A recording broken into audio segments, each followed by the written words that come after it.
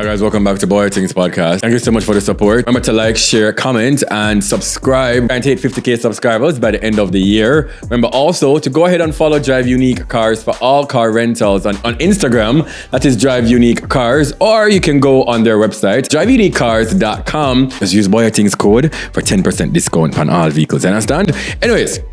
So on this episode, we're going to be talking to Mr. Floyd Green. We all know him. We're going to also be just discussing his journey into politics. We're going to be discussing everything, customs reform, the reopening of the entertainment industry. We're going to be talking about everything politics, by the way. So let's get right into the episode. Hi guys, welcome back to Boy Things Podcast. You know, my name is Karim Boy Things, and thank you so much for watching. Thank you for supporting. And I have a very important guest here that I've been trying to get on the show from last year. Mr. Floyd Green, sir, I welcome you. Bless up, Karim. Yes. I'm happy to be here. Yes, man. But before we even get into the podcast, no, I've been hunting you down for months, right? And the people them in your mentions every day, and I said, listen, you need to go up on Karim's show. But thank you for coming, though. No, I'm happy to come. Oh God, don't make it look so. No, man, a month, man. People him not tell you. When I use some, you know the IG DM message them, and unless you check the request, you don't see it, and but I'm happy. I'm happy. All right. And I'm going to have a whole host of people. Yes, man. Yeah, man. It's a whole community of people. Yeah, believe me. Yeah. All right. So I wanted you here to kind of talk about your journey just a little bit. You're a fairly young man in politics. And I think that it's very commendable. We don't often see young people in politics, and you've been in it for a minute, right? So it's kind of to get to know Floyd Green just a little bit, and also some of the issues that I might be facing with that hopefully you can, address. Yeah. All right. So the first thing is you're from Junction, St. Elizabeth. Yeah, man. Yeah. So you were born there. Yeah. So I'm from St. Elizabeth. My family is from St. Elizabeth. We did spend some time in Hanover. Mom is a teacher, so mommy taught at Rossi's. So I did spend some years in Hanover before coming back to St. Elizabeth, but I'm born and bred in St. Elizabeth. Went to school in St. Elizabeth High School, Monroe. And you went to the second-base all-boys school? No, well, remember there's a theory in the world. When you're born as a boy in Jamaica, your parents kind of look at you and them assess how you do. Right. Like you go primary school and them check it out. And if they really think you're going to work out, they send it to Monroe. If they don't think so, they send it to the next one. Which school you go to? The Jamaica College. Oh, yeah, man. No, they never think you're going to All right, you know what? You've done well. All right, so then you left Monroe and then you went to UA. Yeah, left Monroe, went to UA Mona, did a degree in history and politics. Yes. And then I went on to the law. So I did Mona, and then I went to Keville in Barbados. So I enjoyed my UA life. I really, really enjoyed my time at UA. I did enjoy high school. UA clearly was a totally different experience. I went to university very, very young. I was 17. But it was good. It's a new level of freedom. And, I like entertainment. So I got involved in entertainment on campus. I was entertainment affairs chair from a block, from a hall. Did big parties like Spectrum at the time. Spectrum was upkeep. But at that time, we used to have Beanie Man and Baby Sham and then went on to serve on the Guild. And then went to Barbados to do law. So, but you see how life goes. So basically, all my information, I'm just talk about everything I want to go because I'm about to ask those questions. But okay, so then you did a degree in law. Yeah. So you're literally an attorney at law.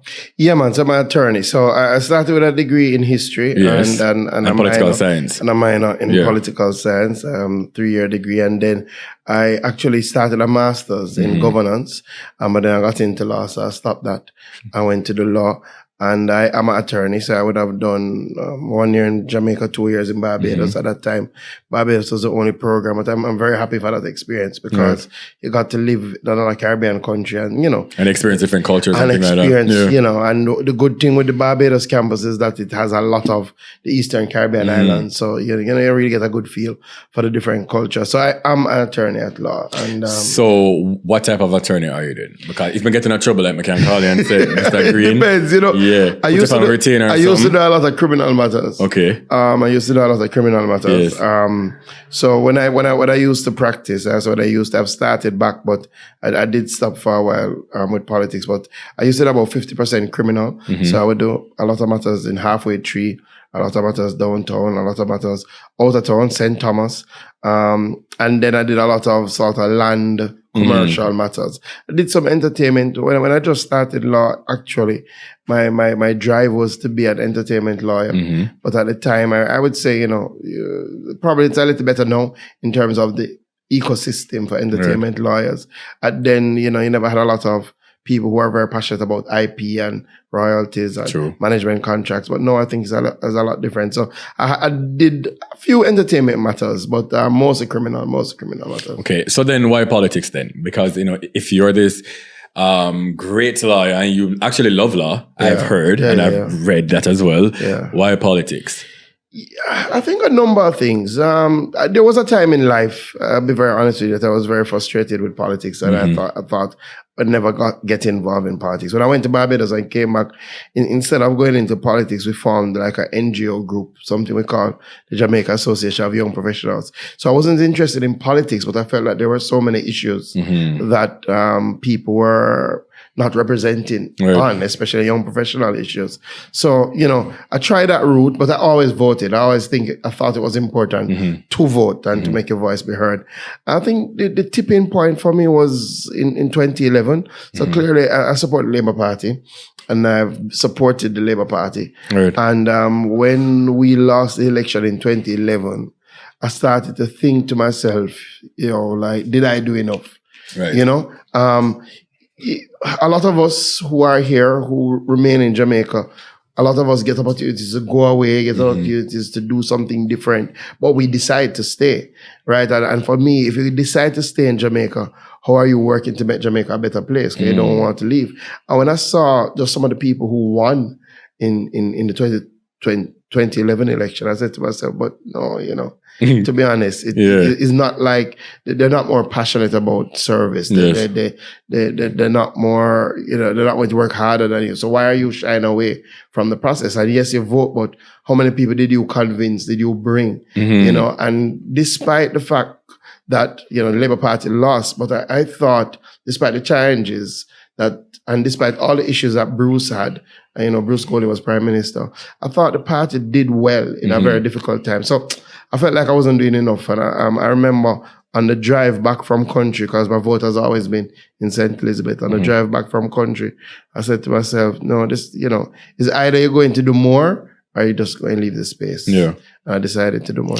Now, in 2016, you were the youngest member of parliament at the age of 36.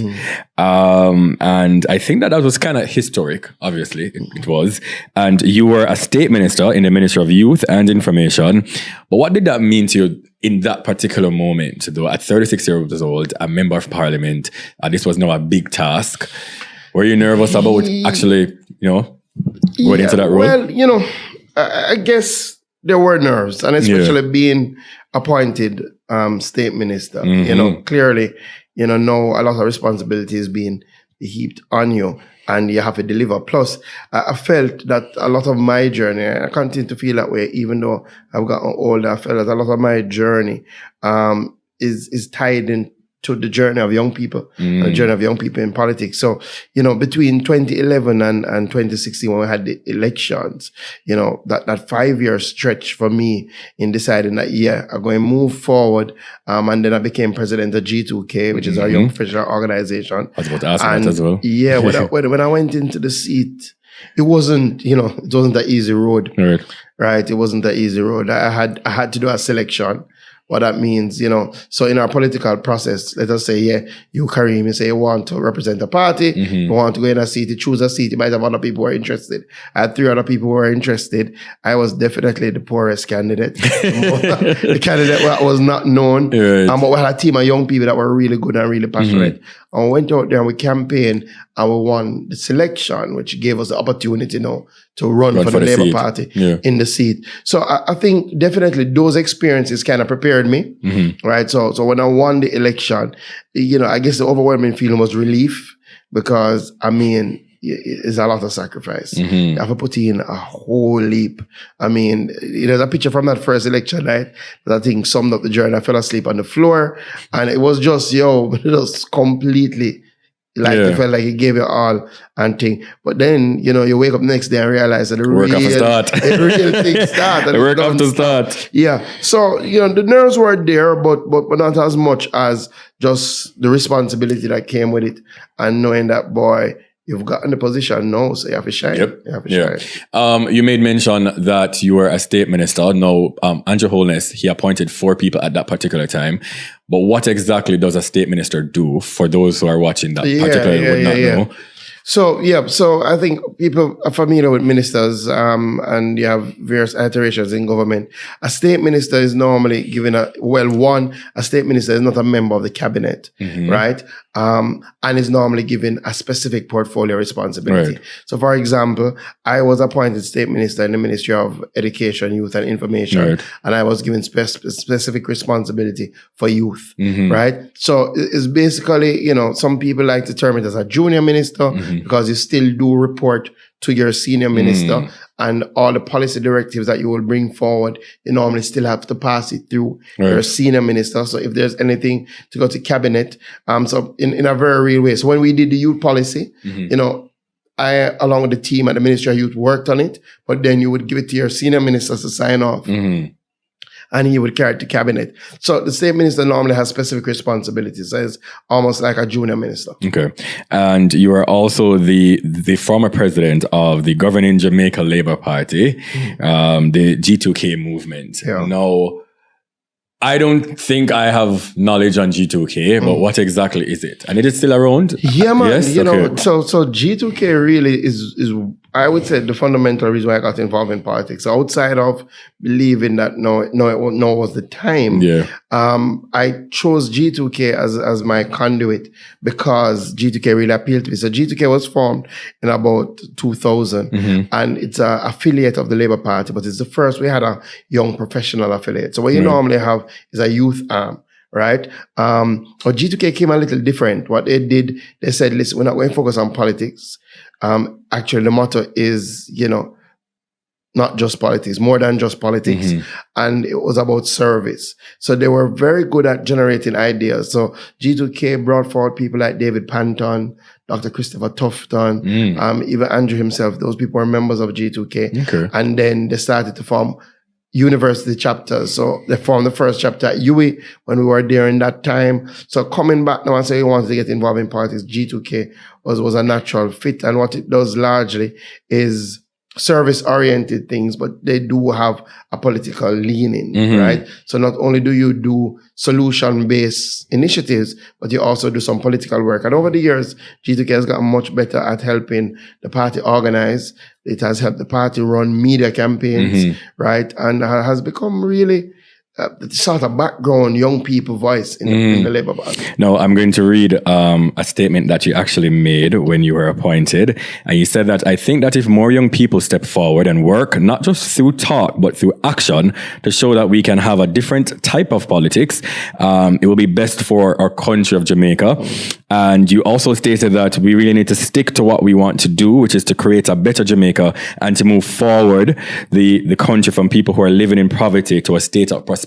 Do you still believe in those words? Absolutely, 100%. Okay. And I think, fortunately, I have been seeing a lot of the transition, and I use G2K as a good conduit because G2K took a lot of people who were probably uninterested in politics and put them directly in service. And, in I call it the first batch of us in 2016. So again, you have Dr. Tufton and those people from before, but in 2016 you had I became member of parliament. Alando Terrylong from G2K became member of parliament. And also Xavier Main was from G2K, became member of parliament. And now this time around, you have the three of us, but you also have Karencia Morrison, you have Tova Hamilton, you have Rhoda Crawford, you have so many people, Crystal Lee, Robert Miller. Oh yes, Crystal Lee was a part of that. Yes, all of these people would have come through that process where really they were passionate about service, passionate in making a better Jamaica. I would have now transitioned into political life. So definitely, I still believe that we need more young people to step forward. I still believe the only way that we'll change the politics in general and the perception and the actuality is politics is if more people come into the space, and then there's no void. So whether you want to get involved or not, there will be an MP. Okay. There will be a council. Yes, definitely. There will be somebody who is making these political decisions on your behalf. And whether you vote for them or not, they will represent you. Yes. Right? So I find if more of us either get involved in the voting side or get involved in the leadership side, then we'll have a better dispensation in Jamaica. No, this is a conversation that I've had on my podcast or my radio show multiple times about young people being involved in politics or the lack thereof. And actually, I want you on the radio show, because these are a lot of concerns for a lot of young people. Yeah, no problem. A lot of us don't believe in the politicians that are representing us. A lot of us don't believe that as much as how politicians preach about needing young people's involvement, a lot of us, we don't get that chance to. A lot of politics are really just that, politics in terms of I have a seat now and I'm going to bring my protege up under me. And I might know that you might not be as passionate for Jamaica, but only for your personal gain. Yeah. I'm going to still bring you up. You understand? So me now, who might not have the resources, but I'm very passionate, I'm going to get a fight, not from the general public, but from the politicians. So these are concerns from a lot of young people.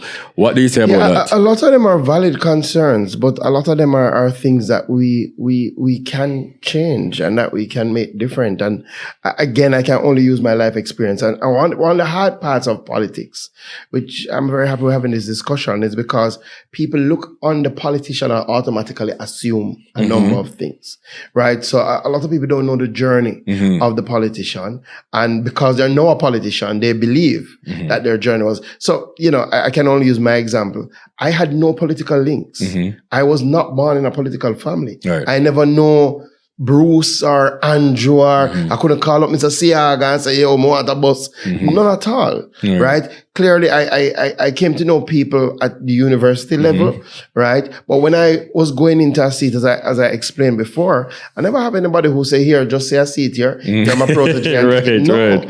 And when I went into Southwest St. Elizabeth, I went to talk to the delegates. Nobody never know me other than G2K president, right? Nobody never really know me on the ground. And again, we never have any resources. So I believe I'm a lived experience that even without the sort of links and connections, I'm not saying it's easy.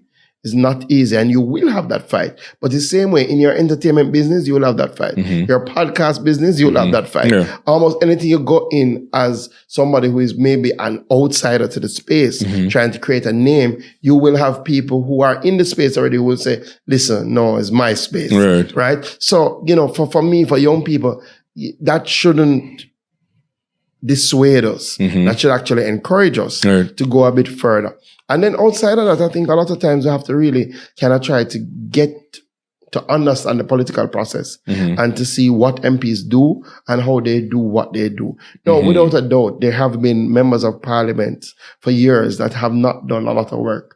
There have been members of parliament that have given the concept of politics and MPs a bad name. There are MPs that only come around when it's election time and that have reduced the role of member of parliament to one of like a patronage. But then there are a lot of other MPs. Yes. Right? And I vouch for definitely a lot of the people who are my contemporaries who would have come in through the route of G2K and who I know are genuinely passionate about service and who go above and beyond to try and ensure that they represent their constituents and they try to fix some of the fundamental issues. But the reality that we're all faced with now is that people live in a space where they want to see things happen immediately, right? Or fairly quickly, right? And our bureaucracy and how government is set up does not facilitate that. So, I spend a lot of time explaining how much money we get as MP. You get 20 million and then people say, wow, 20 million. And then when you break it down, I do 7 million for education. And that is to help people go to tertiary institutions, go to secondary institutions. When you break that down, 7 million for education, 3 million for welfare, which include things like funeral grants and prescriptions, 3 million for housing assistance, 3 million for agricultural assistance. When you break it down, you realize that it's not a lot of funds. But I also think, though, Mr. Green, that the transparency, there's a disconnect when it comes on to politicians and the citizens of Jamaica. And that disconnect is transparency.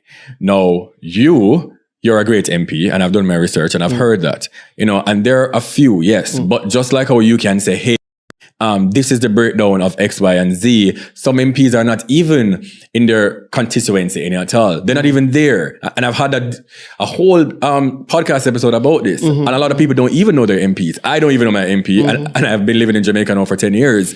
Yeah. And I've never seen my MP, not even when election time come. That man or woman has never been there. There's no representative. There's no councillor. Nobody has ever walked around and say, hey, what is the condition like? You know, when I want a road for fix, when I want local water, nothing. So now it is that even if it is that, yes, and I understand that if you don't vote, then you can't vote out what is happening. But say, for instance, if I live in a stronghold JLP community, this particular politician will not be doing much work because they know, say, well, this is our JLP place, you know. So even if my work or not, I'm going back my seat. Well, let me...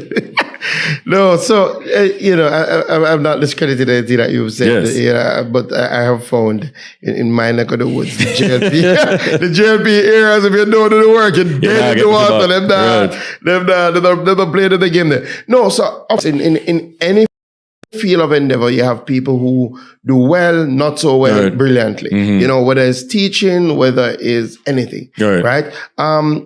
I think clearly we're on a journey to ensure that, you know, more of our political representatives provide at least communication, that more of our political representatives are transparent. I definitely have seen, and clearly I can speak for a lot of people on my side, I definitely have seen a lot more people using social media to communicate what they're doing, social media to interact with their constituents. Some do it well, some don't do it so well. Some take, you know, other approaches. I've lived in a constituency where the MP is not a social media person. Right. But they do the groundwork. Yeah, in other words, and then each constituencies I've found are different. You know? So you know for a fact, he has his citizens WhatsApp groups, and if you're in those groups, you can interact with him directly, and he responds. Him send you him letter of what he's doing, and him give you a number. You can call it, and you get an office.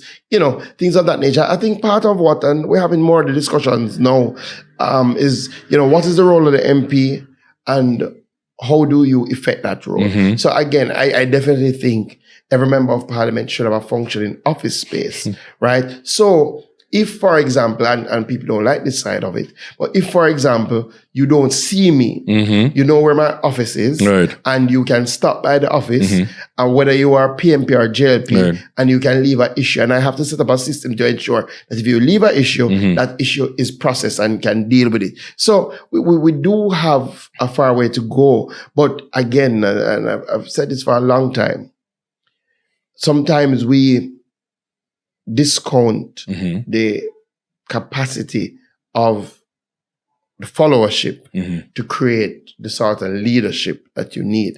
In other words, so as I say, very, very seriously, in my constituency, St. Elizabeth Southwestern, it has never been in opposition, right? It's the perennial weather vane swing seat. Them we done with you and them just gone, right?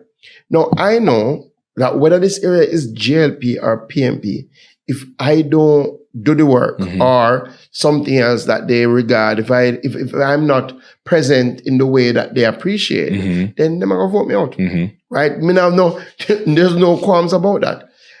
If you know, for example, that your followers won't support you unless you are transparent, unless they feel like you're doing work and you can show them, then you have to give them that. If you have followers who that is not as important to them as passing through and letting off a thing, then you understand what I'm saying? So we also have to look at the culture that we are creating as the followerships and the bar and the standards that we set for our leaders. And if you see, a lot of us, if you reduce it, Kareem, to just a few people, then they are going to set the bar. So if the only people who are voting are the few people who, if you give them a thing, they're going to go vote, then them going to get a leader who will give them a thing.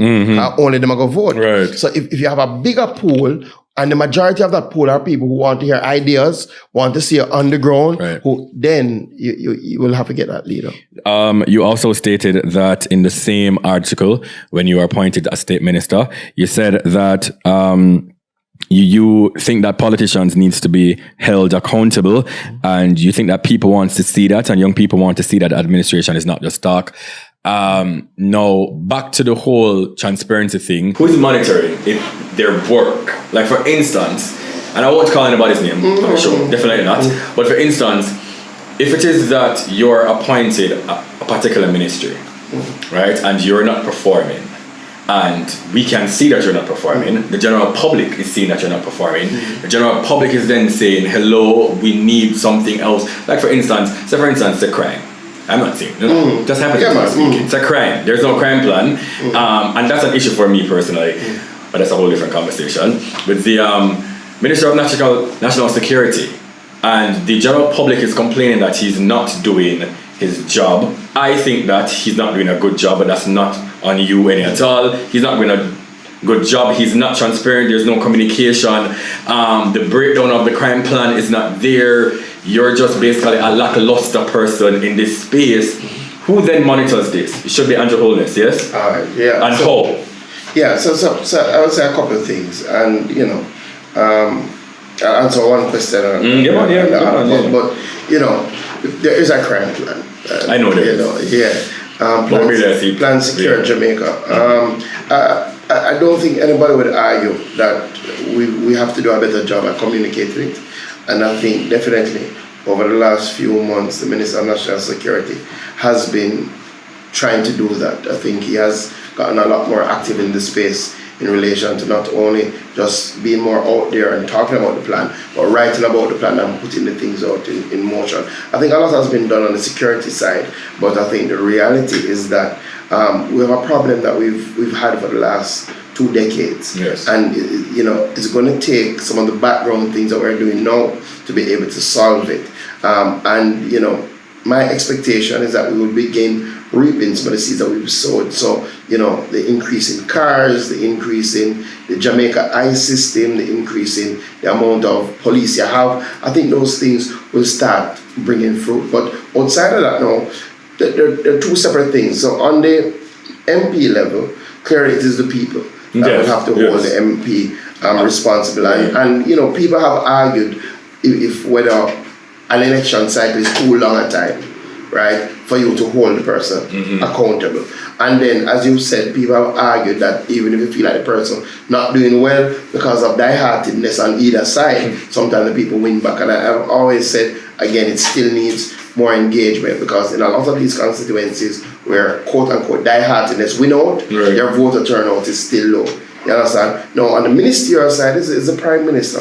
And I think without a doubt, our Prime Minister has shown that he's not afraid to hold people accountable.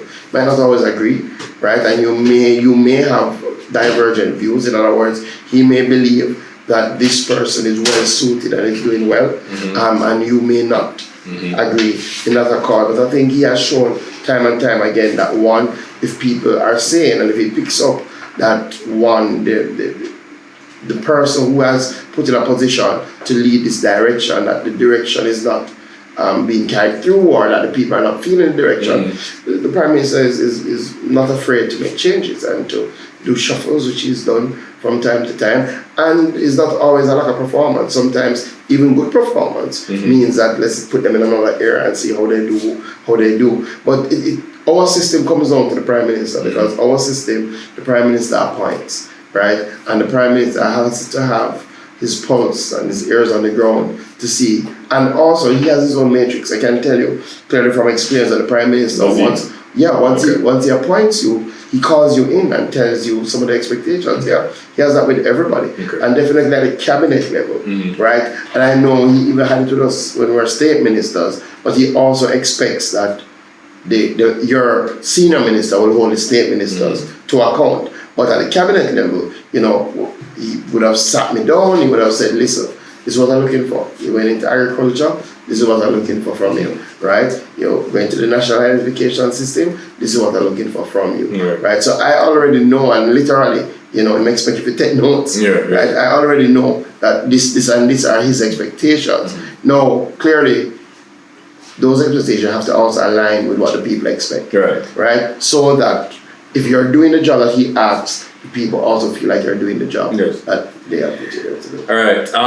So social media, and we are trying to hold some politicians accountable because, I mean, we're not in parliament and we don't have the phone number for Andrew. When it's a call him and say, Andrew, this man not doing work, you understand? So we are following some of these ministers and member of parliaments and all these things on social media. Even if it is that, and I've seen, yes, there are some people who are very disrespectful. So that aside, you can be living, so for instance, I live here and you're my MP, I'm coming in and mentions, I'm going to say, hello, here's a road that needs to be fixed, and, can you tell us what's really happening? You then know, and then maybe answer me, disrespectfully, and then block me. No, Mr. Green, I'm going to tell you something. You see me? You see, any day me come on social media and I complain about no MP and then block me, I find them officer. Because I think that politicians don't really think that we are literally the ones who are paying for service, and we're so like expecting great services. Yeah. And yes, some people are passionate more than some. And yes, I do understand it might come off as you're being aggressive, but it's just really passion. I think sometimes, Kareem, and I've found, politics is a very difficult journey. It is. And a lot of times, and I know the argument, and people always say, oh, nobody, you elected to go into politics. Right. You decided to serve. Nobody never forced you. Nobody never forced you. Yeah. And I take that point. Yeah. And that's a valid point, But, politicians are also human beings. Yes. Right? And human beings with families, with their own experiences. A lot of the politicians nowadays is not that politics was the only thing that they have done in their life and in their life journey. And a lot of them are genuinely trying to serve. Now, think about you genuinely trying to do better and to make something better. And some of the vitriol that comes is tough.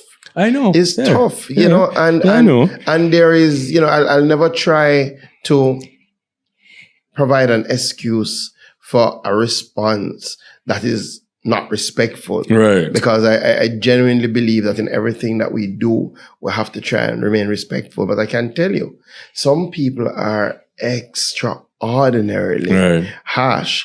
And it doesn't come, there are those genuine cases. I know when people come under my thing and they're very frustrated. And I know those communities. Right. I have communities that still they don't have running water. Right? I have communities that still they don't have electricity. I have communities that still the road is in a terrible case. Right? And whether on social media or in real life, when I go into those areas or when those people come into my thing, them will cuss me and them will say, yo, warm to the road. And even though I've only been there 5 years and the road is like for 30 years, that is their reality because I live it every day. So I understand it, right? And I try my best as much as possible to respond and to say to them, say, yo, this is the plan. This is why it don't happen yet. This is what we're working on. And sometimes they take it and sometimes they don't take it. And, but I try to maintain respect at all times. But then part of the challenge is that you have some people who are doing it on a political motive. Yes. So they're not trying to communicate. Right. They're not trying to advocate for their area.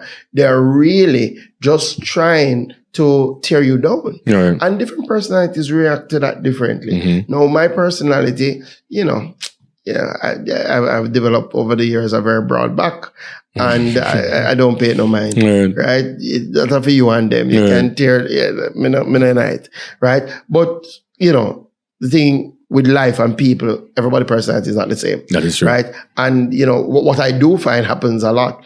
You have those people who come with raw political agenda and they launch an attack. Right? And once there is any rebuff of that attack, then it's like, no way, Right. So, it's a tough space. I tell you, it's a tough space. It has been for me. I learned, I tell you, for a long time, I stopped reading comments. I not read comments. Yeah. And I'm not talking about my things. I read my comments, when I'm posting. But I remember my first interview on TV. And, it was a tough interview. That time was 2011. And I went on a show, I will call the name, and I felt like I was surrounded. I was one and three of them. I think I did fairly well. You know, made me try my best. I remember I come home now and I said, but I watch about the interview, and go up on the thing, and I watch the interview. And I see the comment them, I start read the comment them. Listen to me now, man. I mean, some people were, and remember I was new to the space, and people were vitriolic. You wonder, people who don't know you at all. That is how it is. But then social media, now one of my own concerns, and I've seen this a lot as well, and it's coming from the top of the Jamaica Labour Party with Andrew Holness, and a lot of others do it, that I do think that you guys are so strategic in a little bit as it relates to when to post and how to post certain things. Like for instance, and I can literally, Martin can tell you, there's a lot of times when there's crisis in the country, and I can say, listen, I can bet say, Mr. Holness, I can put on him clocks and make a post about something, or like, so for instance, there is an issue here in Ukraine. He's now going to come out now and say, well, we can put an extra hour upon the curfew, just to kind of soften them up a little bit.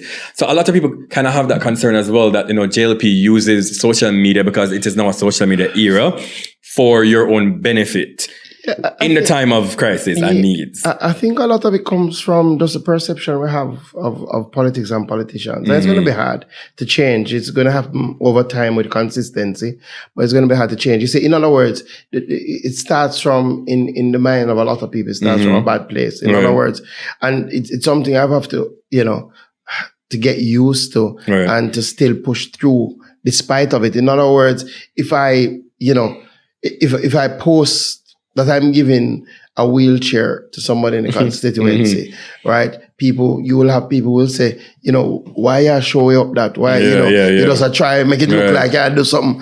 And if I don't post it, then people are say, you understand? And if that same man come on the thing, right, and say, boy, I need a wheelchair, go here, want the MP. You understand? Okay. So the reality, I think a lot of the perception, comes from that. People don't view politicians in a good light, right? That's a reality. That is something that we're trying to change. It's not easy to change it because, again, when you start from that perception, then people always believe there is some ulterior motive. So, for example, if genuinely, and I can tell you, these discussions, the decisions that we make are not social media driven, so it's not like we say a crisis in Ukraine and we're going to say, put on an hour. Normally, to put on an hour on the curfew could be 4 weeks of conversation, 5 weeks of conversation. When the Ministry of Health come in, the Ministry of Health saying, when the people saying, want to the entertainment and back and forth. I'm glad that you're touching that. Until you make a decision. So these things don't happen overnight, right? So for example, and the Prime Minister will come in January and will say, listen, we have a transition now, right? We have to move to a different type of management to COVID, right? But sometimes those messages get lost in everything else. So when you come back in March now, and you see the transition and something happening in March, you say, see there? Because so the man just lick you with that thing. So, it's tough. It's a consistency, and that's what we have to consider. Your role right now is the Office of the Prime Minister? Yes. And what exactly is your role?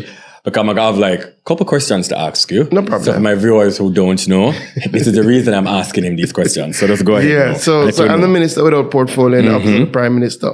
And again, that terminology means that, normally there is a minister above you, but you sit in the cabinet. In my case, the minister above me would be directly the Prime Minister.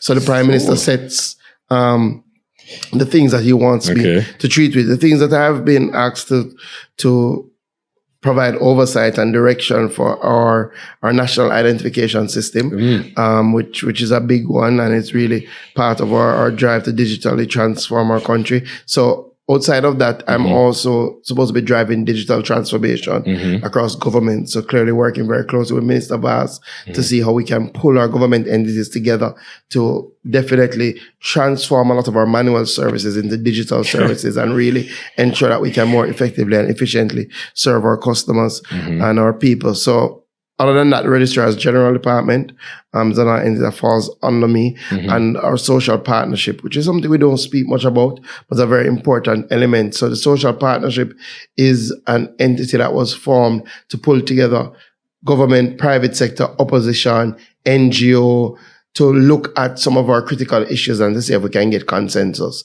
So really, it's a committee chaired by the Prime Minister.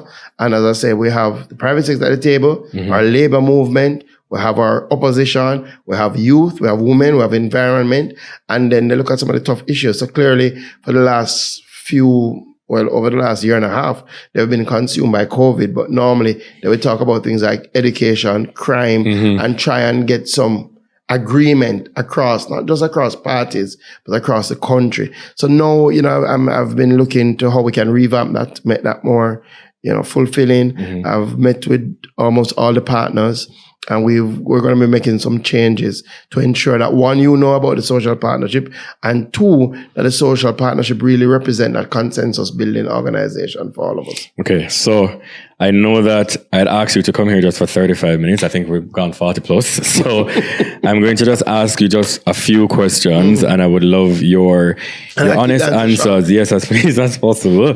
No, NIDS. I have my concerns about NIDS. With the whole COVID leak or whatever the case it was online, and everybody information they all bought and did sell all bought and they all bought, the concerns of Jamaicans are that we don't have the resources or the facilities to have a NIDS right now. People are scared that their private information will not be as secure as possible. What do you say about that? Yeah, so that was a completely different system. And, one of the beauties with the national identification system is that it is set up for that exact purpose. So it has to be built in with the sort of security features that is needed to protect not just your information, but my information that will be a part of it, and the Prime Minister information and his children. So what we have done is that by law, some things are mandated, right? So for example, once your data is entered, it will be encrypted, right? So if you enter the data and I come and trying to look at it, I can't see it, right? Only if I'm authorized to have access can I decipher it. I would have to have an encryption key. And that is not by chance, that is by law. So that means that the system is so designed that when the data entry people put in them thing, them can't get it back out in the format that they put it in. And we have taken that step to ensure that we have the highest level of protection, but we're doing a lot of other things. We're not trying to build it out to Jamaica standards. We're trying to build it out to the top international standards for data security. So we're looked at the ISO standards worldwide. We're building out those standards. We've looked at what has happened in India that has a national identification system for over 1 billion people. We're working with those professionals. We're working with professionals from Estonia that have 98% of their population on an identification system. We have a consortium of a Jamaican company, a company from Brazil, just to give you an idea how far we're going. Our ID card that we will print and produce to the Jamaican people. As it is now, I would say our most secure card itself probably has about 10 security features, 10 to 12. Our national identification card will come on a NIDS program will have 26 security features. We're going to the full extent to try to ensure that not only the database, but the actual card itself is safe and secure. And finally, we're not just leaving it to the NIDS team. It's probably the first entity that will have 2 separate oversights. So you have the National Identification Registration Authority that will run the program. We have a Identification Inspectorate that will be housed at the Electoral Commission of Jamaica. I think all of us can vouch that despite all the challenges in Jamaica, we've been able to set up a very good electoral system that runs freely and fairly, largely because of the ECJ. Yeah. Okay. It's by far. All right. So quickly, customs. When are going to change it $50 something? Because $50, I can't even buy one shoes, and customs are rubber or tape. So Green. The Minister of Finance has a process that's ongoing. There's a complete reform of the customs bill. There was a joint select committee of Parliament is going through that. I think he addressed it in the his sectoral presentation, his budget presentation, it won't just be about the $50. I think all of us appreciate that we want to find a way to make customs more efficient, right? So a holistic reform is coming. So the Minister of Finance driving that process. It's coming, okay. Yeah. How long before we can see some update? No, I don't like to give. Jesus, yeah. I don't like to give time frames over the things that I don't directly have control over. Yeah. Okay, and with the thing that happened with the Ukraine students now, Mr. Green, I was very disappointed with how all that was handled, with the situation with the loans, and Kamina said that there was no loans that was offered, and then there was loans that was offered, and a back and forth, and all of that. What exactly happened in that regard? I think the Minister of Foreign Affairs, over the time period where it progressed, was able to give more clarity on the situation. What you find in a foreign ministry is that there are sometimes set protocols that are activated, even without reference to the minister, right? And as you understand, you have a Minister of Foreign Affairs, but you have these separate missions all over the world. And clearly it was a crisis situation. And it does appear to be that there was a lot of different communication flows. You would understand, we don't have what we've not been able to do. And this is one of the things that the minister has said that she's going to be working on. When you go on private business and like you go to study abroad, there's no requirement for you to, for example, register with your mission, right? So it is very hard, even one, to identify who are the Jamaicans there. So largely what oftentimes may happen is the Jamaicans may reach out, they might reach out to X, they may reach out to Y, and to get everything together, collect all the information, and to have the communication going through one set channel so that there's not a lot of challenge and misinterpretation and things of that nature. I think that took some time, and it's kind of understandable because it was new, it was a crisis, it was war. I think for a long time, even though we had sent out some advisories, I think everybody was hoping that it would not have reached there. So, I think the minister has been very upfront to say that there were some challenges, but I'm happy, and I think all of us is happy that it was worked out and people were able to get safely across the border and people were able to come back to Jamaica. The entertainment industry, I know as a former promoter myself, I do know that the entertainment industry, we literally push a lot of funds in the economy. I think that they were left to the wayside. Every other industry was reopened with protocols and all of these things in place. I think that the entertainment industry shouldn't have just been open. No, this could have been happened long time ago. What happened? Yeah, I'll say a couple of things. And again, I think a lot of times people have some perceptions about politicians and how they feel about various sectors and whether they support the sectors and whether they appreciate the sectors. I can say very frankly, a lot of us in the cabinet know have been a part of the entertainment industry, are a part of the entertainment industry. Key party did have sound, right? And maybe because people don't see that side of us anymore, they believe that is not us. So I can say for a fact that the entertainment sector had a lot of advocates. And oftentimes along the journey, we don't remember. We don't remember the short periods that entertainment got. We don't remember that, last year there was an opening up of the entertainment sector. Yes. And unfortunately, then we saw a spike.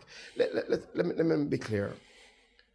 No government would want to shut down the entertainment sector. Right. No government, and not just because of the economic opportunity, but because also that is the sort of relief, that is the sort of joy. Right. We are a social society. We love entertainment. And this is town and country, right? In my constituency, remember, entertainment is them bread and butter. People, round robin is like your partner, right? You put your money, you keep your round robin, you take that money and send the children to school. Right? So, in a very real way, a lot of us are very passionate about the sector. But then we had to balance what our health team was saying and the fact that people are saying that, listen, COVID is spread more when you have large gatherings, when people congregate, right?